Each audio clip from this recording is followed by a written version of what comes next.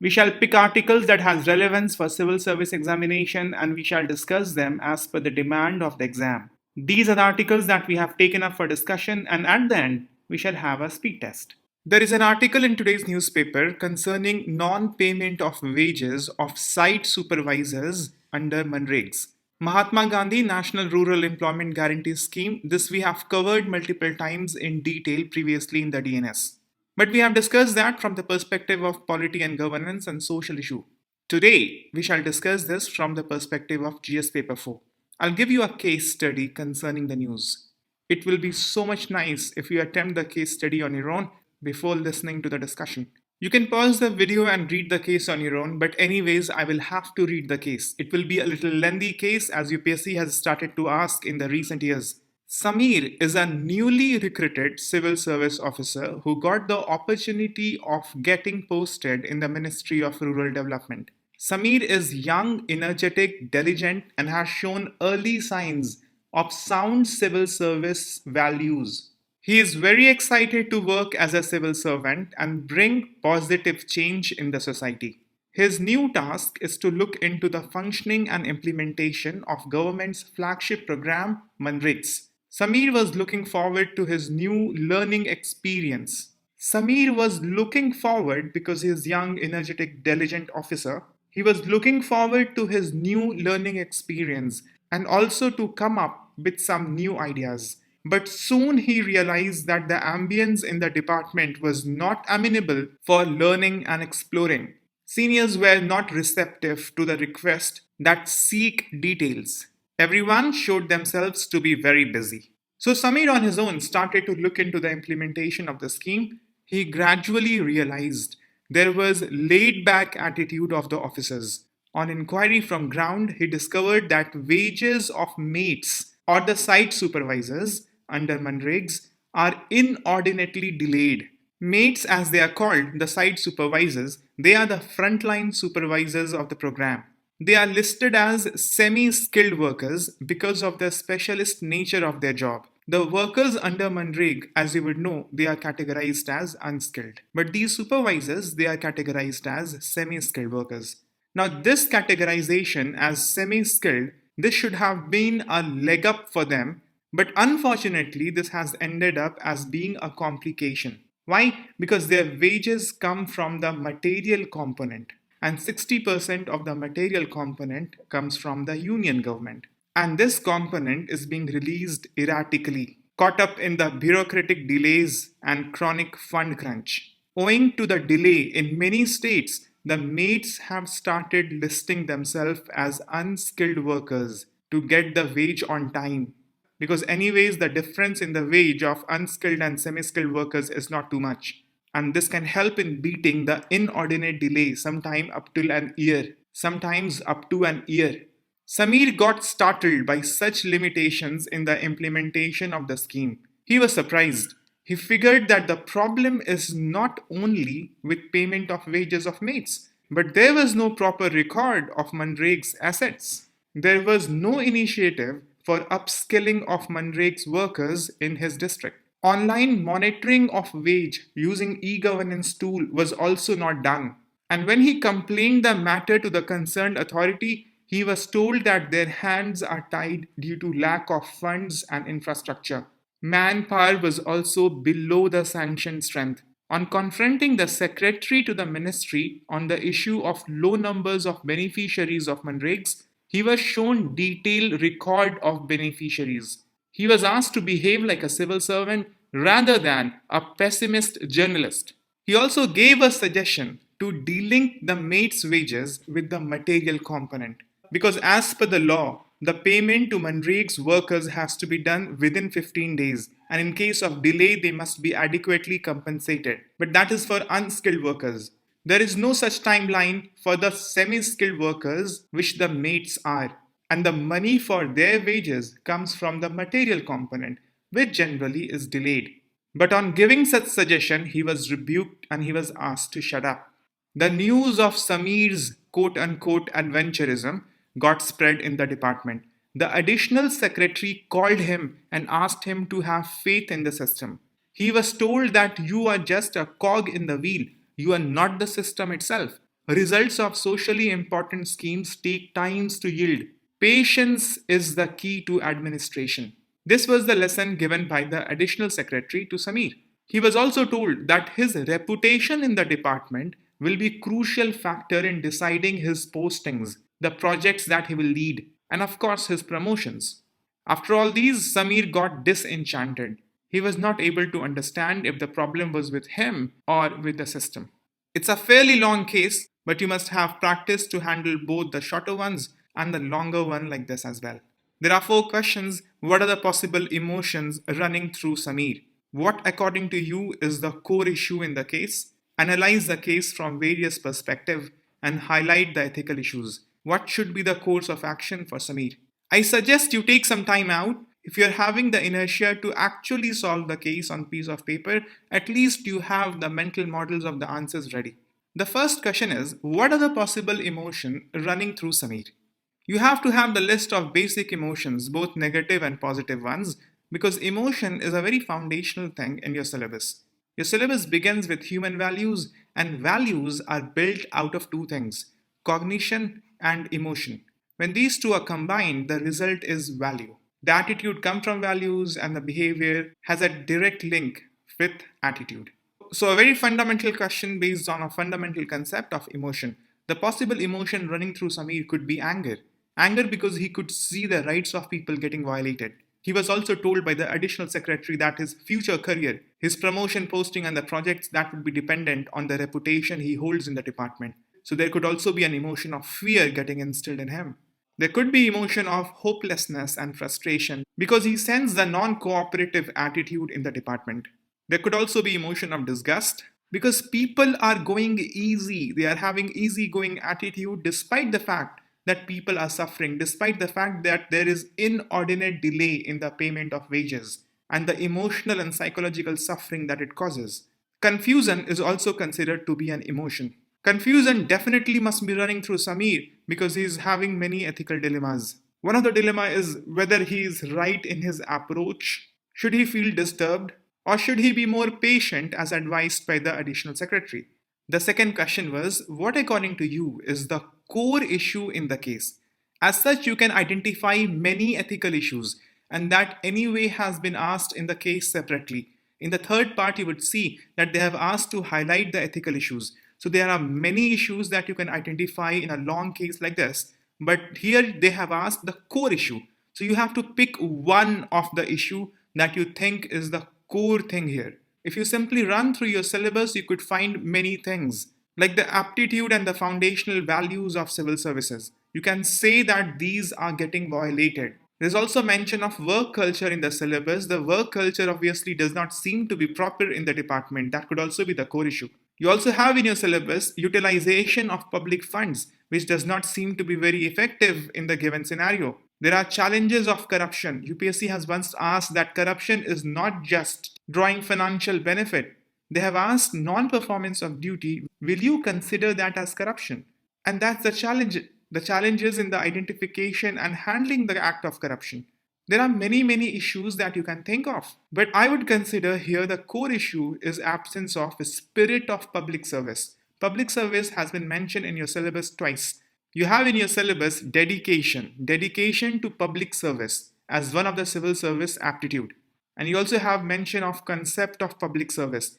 UPSC has asked multiple times, so many times, question on public service, question on spirit of public service. Now, what appears to me in the case that everyone is having easygoing attitude, laid back attitude. It may not be the case of direct financial corruption, but non-performance of duty is also a form of corruption. And that stems from absence of a spirit of public service. So it's an open-ended question. It's all up to you. Which one do you think is the core issue? But since there are 4 parts, so you have to be very succinct, brief in answering each part. You choose one of the core issue and answer that succinctly. Core issue according to me in this case is lack of a spirit of public service. And that is why people are having laid back attitude.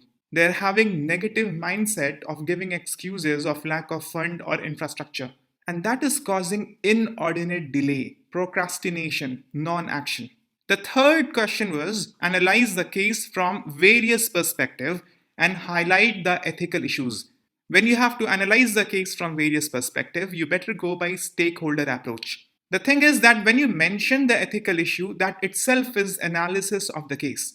When you are mentioning problems from different perspectives, what you're doing is analyzing the case from different vantage point, from different viewpoint. So mentioning ethical issue itself is analysis of the case. But you mention ethical issues very briefly. Since the language of the question is like this, analyze the case from various perspectives and highlight the ethical issue, so you better go in this format. First, analyze the case from various perspectives, from the perspective of various stakeholders, and then separately mention ethical issues. So of course, there is a chance of a little bit of repetition, so try to be as brief as you can in the first part. Take 3 stakeholders. For example, here you can take the officials in the department, you can take Samir, and you can take the mates, the site supervisors as stakeholders. You can also have a broader view of stakeholder as the entire society, but not more than that. From the perspective of the officials in the department, you can mention the poor work culture that's prevailing in the ministry. On one side, there is enthusiasm, hope, and energy in the young recruit Samir, but on the other hand, there is complete apathy, lack of innovation, lack of out-of-box thinking in most of the officials. And that increases the challenges of corruption. It makes good and ethical governance, also mentioned in the syllabus, elusive. And then you can mention something from the perspective of the site supervisors. Due to institutional hurdle in wage payment, what actually is happening is downgrading of their skills. They are registering themselves as unskilled workers rather than semi-skilled workers. Quite the same thing you will write again in ethical issues. From the perspective of different stakeholders, whatever you think is going wrong, that actually becomes the ethical issues. For example, what's the problem with the officials and department in general? Lack of commitment and dedication, lack of foundational values of civil service. There is absence of learning work culture in the ministry. There's low level of innovation and problem-solving attitude. The tool of e-governance has not been utilized to fix the accountability, to bring in more transparency in the process of wage payment. Then you go on to touch the different section of the syllabus like emotional intelligence. It's a very, very important, prominent topic mentioned in your syllabus. Emotional intelligence, concept, and their utilities and application in administration and governance. This is a case on administration and governance, so you have to touch on the concept of EI. There is poor emotional intelligence, empathy to understand, feel, and solve problems of citizens. Earlier, I already have showed you in the syllabus, there's a topic, the second last topic, utilization of public funds. It seems that there isn't effective utilization of public fund in the case. Then you have other things in your syllabus, for example, probity. The way the additional secretary called Samir and tried to shut him down raises question on his leadership. You can also write from the perspective of probity the same point. So how does it work? It basically works like this. Either you adopt stakeholder approach or you go wild into the syllabus and think from which section of your syllabus you can generate what kind of point. Ultimately, it is an easy thing, but definitely will come with practice. The fourth question is, what should be the course of action for Samir? The first question was, what are the emotions running through Samir, the possible emotions? So that was the first question, and that's actually also a very fundamental basic thing in development of human character, the behavior. Values come from emotions, attitude comes from values, and behavior ultimately comes from attitude. So that's also the point of start to take actions. So what should be the course of action for Samir? The most fundamental action would be to tackle the most fundamental element. And the most fundamental element here is emotion. So this is where you will begin writing your answer. Samir must use his emotional intelligence to manage his emotion. He should not lose his emotion of empathy and courage. He must not immediately get frustrated or get lost into the confusion. He should not get frustrated or bogged down by the negativity in the department. If he will be able to manage his emotion very well, then his attitude and value system will become operational, will be of any good for him, right? So this is always where you will begin writing use of emotional intelligence. And then what? And then what is there in your syllabus? You look, what's the point in your syllabus? You have civil service aptitude mentioned in your syllabus. There you have tolerance and dedication. So he must utilize the civil service aptitude of tolerance and dedication in dealing with the problem. Why tolerance? Because the environment is not amenable. So it is not very conducive. You have to be tolerant. And whenever the task is difficult, you have to go the whole hog.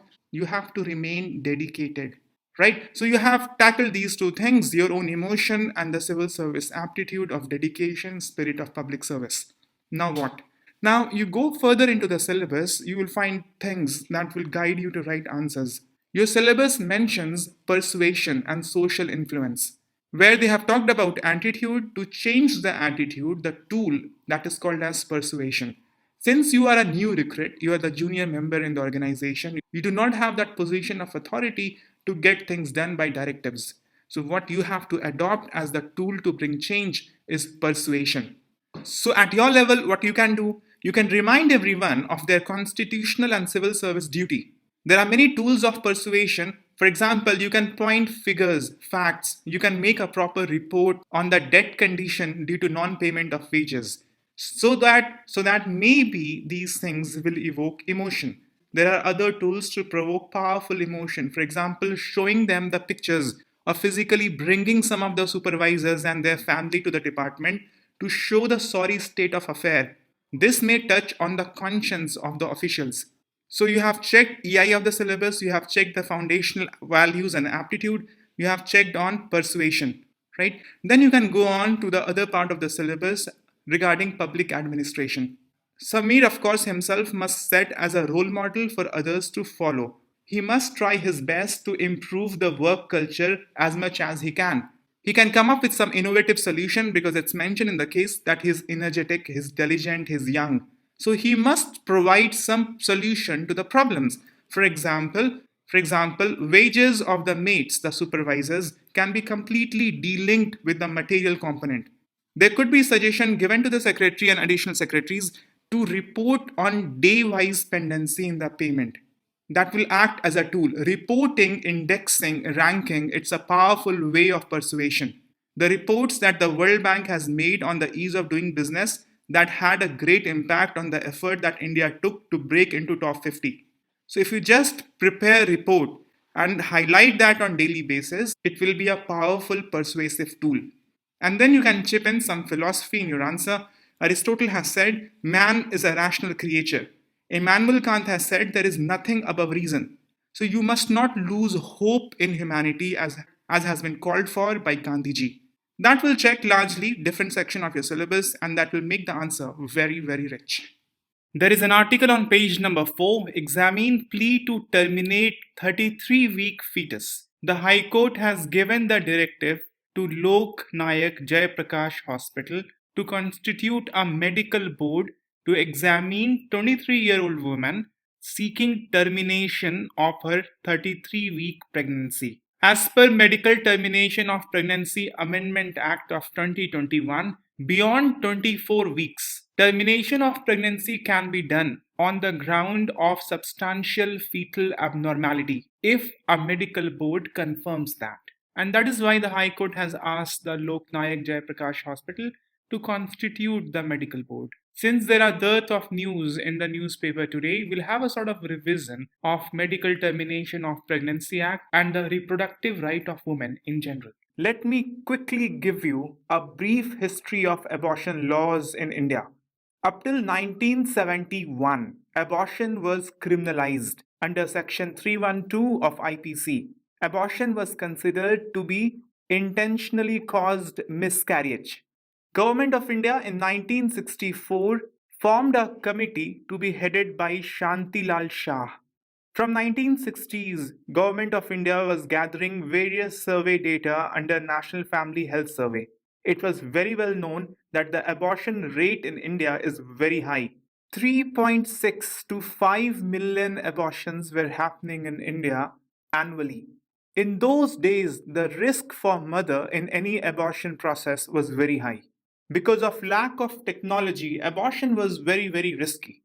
But it was also a fact that abortion was also being happening in large numbers. So government set up a committee to draft abortion law for India. And based upon the recommendation, government came up with an act in 1971. This act was amended recently in 2021. Let's quickly get a sense as to what the law was and how was it changed in 2021.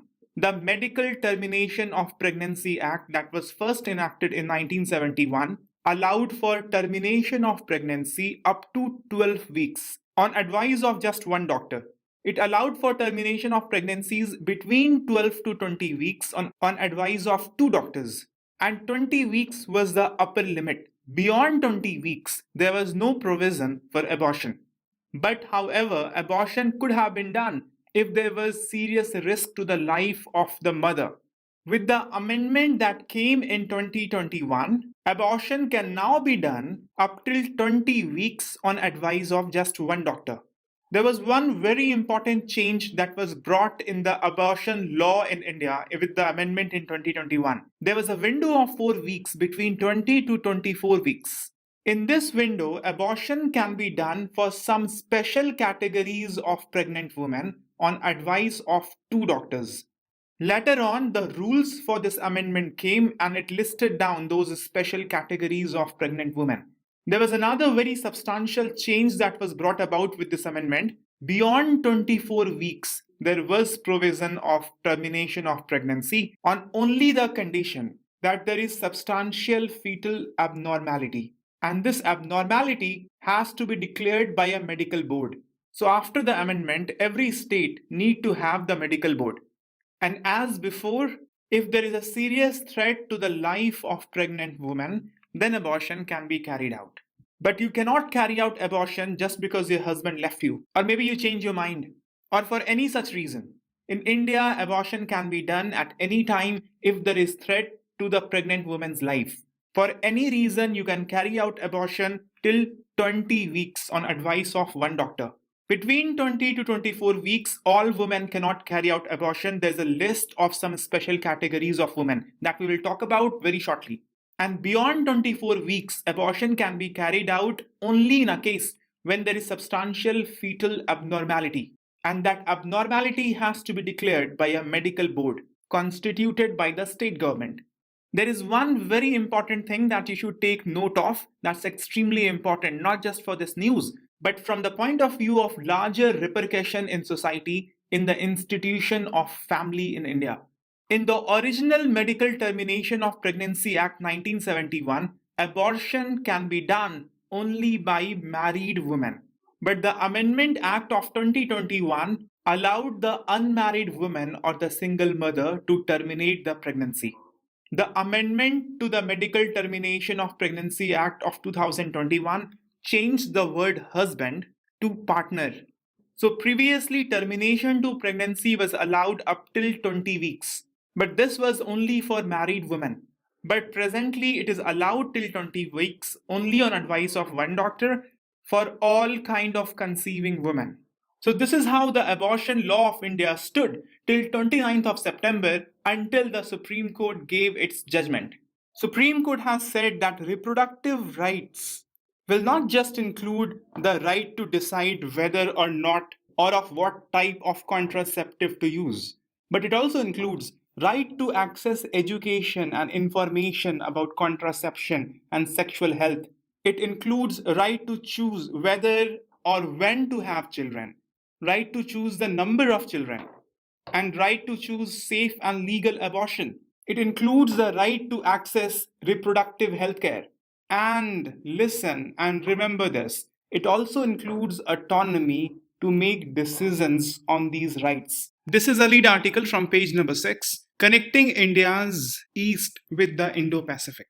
The article says that India's Look East policy that started in 1992 during the time of Prime Minister P.V. Narasimha Rao later turned in 2014 into Act East policy. And this slowly has been integrating into Indo-Pacific policy. The author says in the article, however, the policy towards the northeastern states, which is viewed as an integral part of Look East policy, is not being seen as part of the larger Indo-Pacific policy. So the article basically presents a viewpoint concerning Northeast India vis-a-vis its construct in the larger Indo-Pacific policy. The authors hold the opinion that government views these states as being part of security challenge. They are affected by security concerns like smuggling, drug trafficking, transnational border crimes, insurgent activities. There are influx of refugees along the border in the northeastern states. And China, of course, is involved in supporting these activities.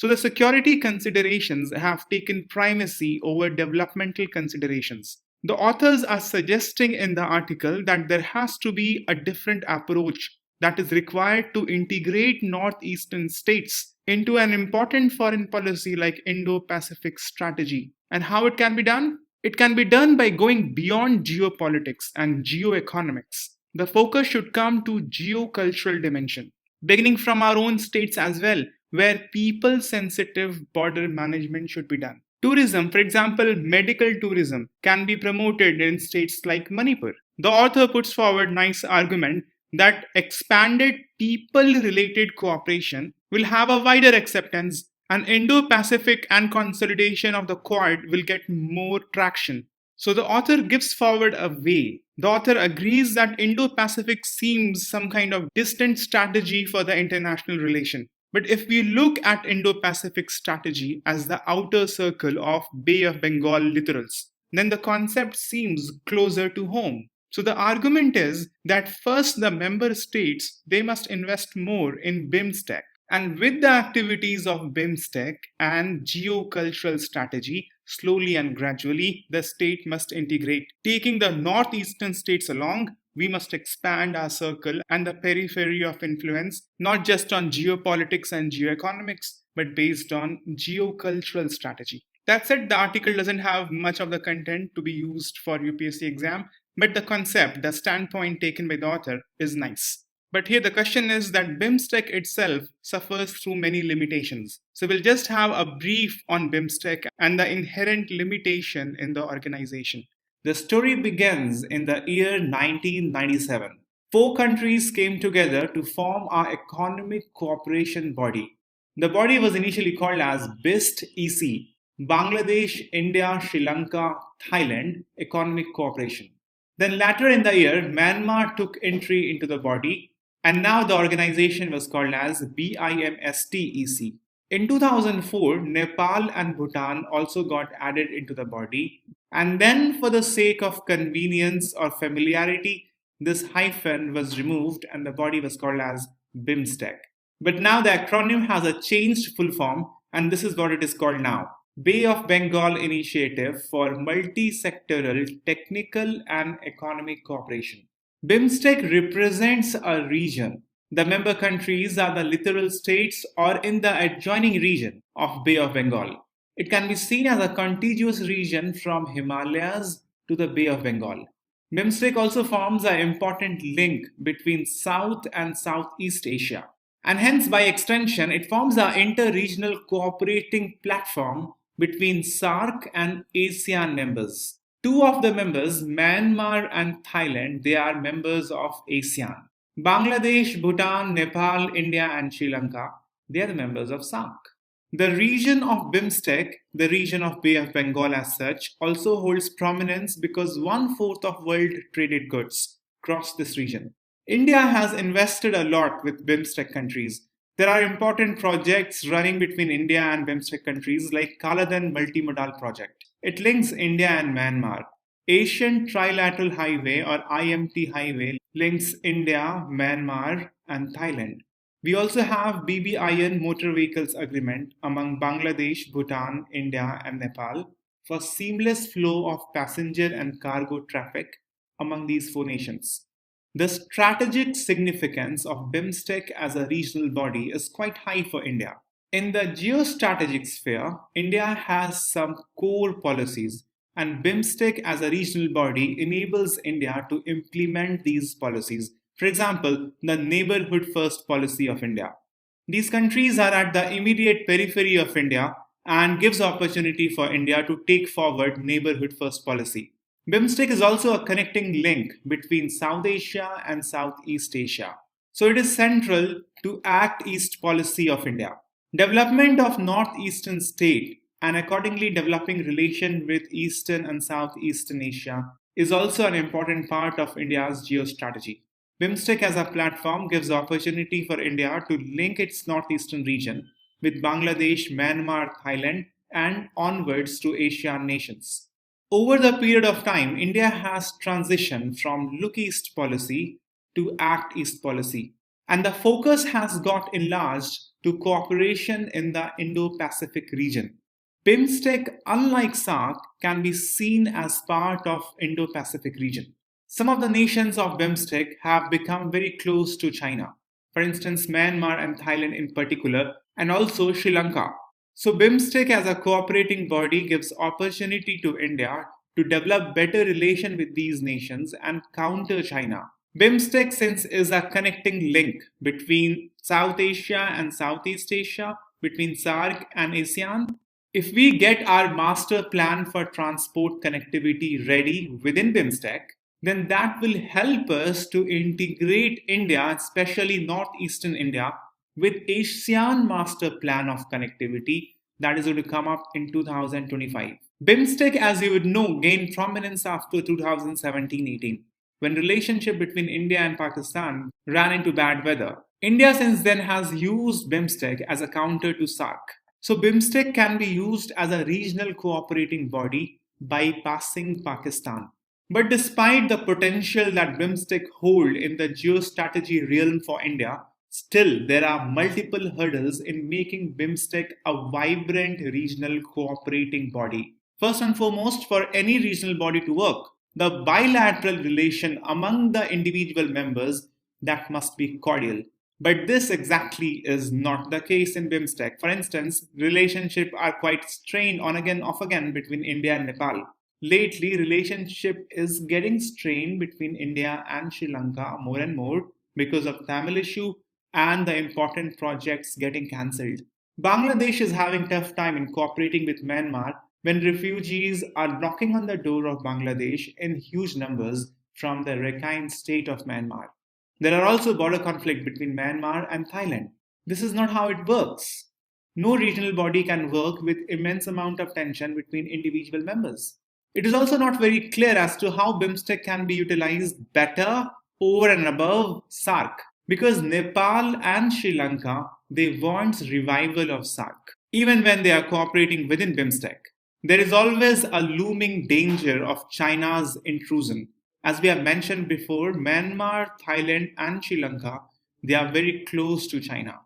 And in this looming danger of China's intrusive diplomacy, success of regional cooperating bodies like BIMSTEC, where few countries are very, very close to China, can easily be derailed. Then there are fundamental, basic, intrinsic problem with BIMSTEC. It does not hold its summit, which was supposed to be held every 2 years. But so far, only 4 summits has happened, and now we are preparing for the 5th one. Next year, we will be celebrating Silver Jubilee of BIMSTEC, and only perhaps 5 summits would have happened by then. Apart from that, we also have discussed that BIMSTEC received attention from New Delhi only after losing the workable relation with Pakistan and moving away from SAARC.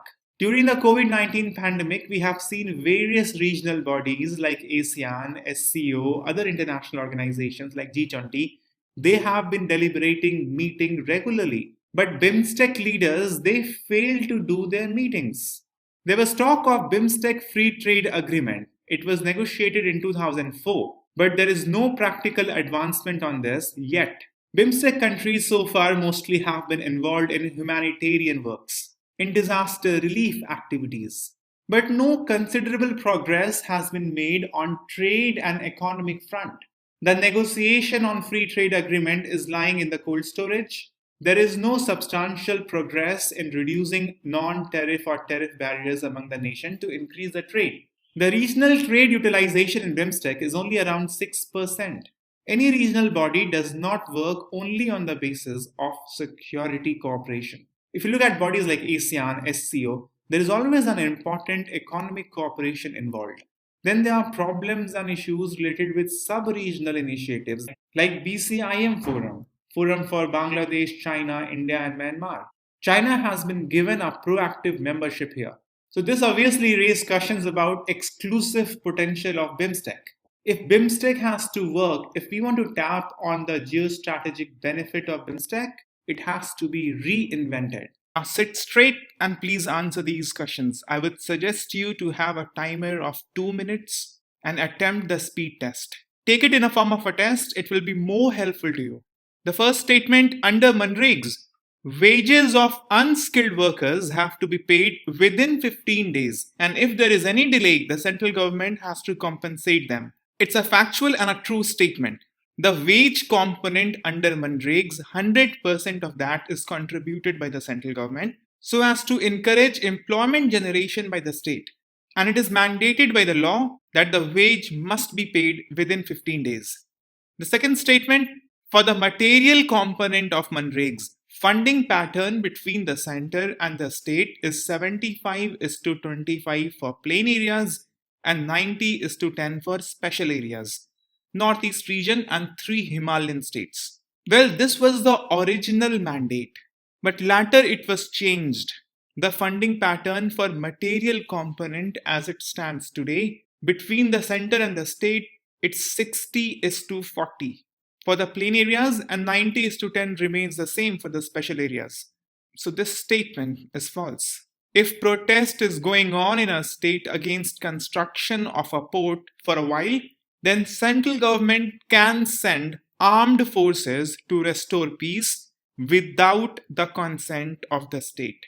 See, public order that entails public peace, safety, and tranquility is primarily the responsibility of a state government. However, when there is a serious public disorder which threatens the security of the state or the country, then the situation becomes a matter of concern for the union government as well. And to deal with such scenario, Part 18 of the Constitution, which is called as Emergency Provisions, has armed the union with certain rights. Specifically, Article 355. Article 355 gives permission to the union to take measures to ensure unity and integrity of the country. And as per the various interpretation of this article, the union must not be assuming direct control over law and order of the state, but rather should be assisting the state through its armed forces. So as a matter of general policy, armed forces of the union are deployed in the state with the consent of the state government. But that's the matter of general policy, and that's also the recommendation of second ARC and also the Interstate Council. But there is no clarity as such whether the consent of the state government is mandatory or not. That's a matter of general policy that the central government has adopted. But can the union send its armed forces? By various recommendations, it has been understood that the union can send, but only when the state government has adopted an intransigent attitude, meaning it's not listening to the court, it's not listening to the central home ministry, then of course the union can send. You must be aware that in Kerala, there has been protest going on against the development of Vizhinjam port for quite some time now, at least 3 months. And the protest has taken violent turn as well. But the state government of Kerala, that will be owning the port, has submitted in the High Court of Kerala that it will provide police protection. But when the matter is precipitating and the police force is not able to control the situation, the Adani group that is developing the port has appealed in the High Court to ask the state government to ask the center to bring in the armed forces. But the Kerala government has submitted in the Kerala High Court that for that, center does not require permission from the state. So intuitively also you must have felt that this statement would be true, and indeed it is. Theri Desert, famous for red sand dunes, is situated in Rann of Kutch. There is an article in today's newspaper regarding Theri Desert. It is in Tamil Nadu. The dunes are red here, and it's very rare. It is estimated that they have been forming since last 300 to 400 years, and these are marine deposits. So this statement obviously is false. Geological Survey of India, which is under the aegis of Ministry of Earth Sciences, grants Geo-Heritage Site in India. In the same article, you'll have the mention of Geo-Heritage Site, which of course is granted by Geological Survey of India. So the statement will be false because Geological Survey of India is not under the aegis of Ministry of Earth Sciences. It is under the Ministry of Mines. Direct sorbent injection technology is related to the delivery of gold nanoparticles inside the cell. There is another article on page number 5 in today's newspaper saying that West Bengal power plants failed to curb sulfur emissions. They have not installed flue gas desulfurization technology or the direct sorbent injection technology. Sorbent are insoluble turbidities that absorbs the liquid by the process of absorption or adsorption. So in the chimneys, these sorbents are directly injected and they absorb sulfur dioxide gas there. So this technology is related with mitigating pollution from coal-powered thermal plants. So the statement is false. The Medical Termination of Pregnancy Act 2021 allows for termination of pregnancy anytime during the pregnancy if a medical board confirms fetal abnormality. And you should not have got this one wrong. There is a provision for termination of pregnancy under the Medical Termination of Pregnancy Amendment Act 2021 if the medical board says that there is a substantial fetal abnormality. But this provision will apply only if 24 weeks boundary has been passed. The language here says any time during pregnancy. So that makes the statement essentially incorrect.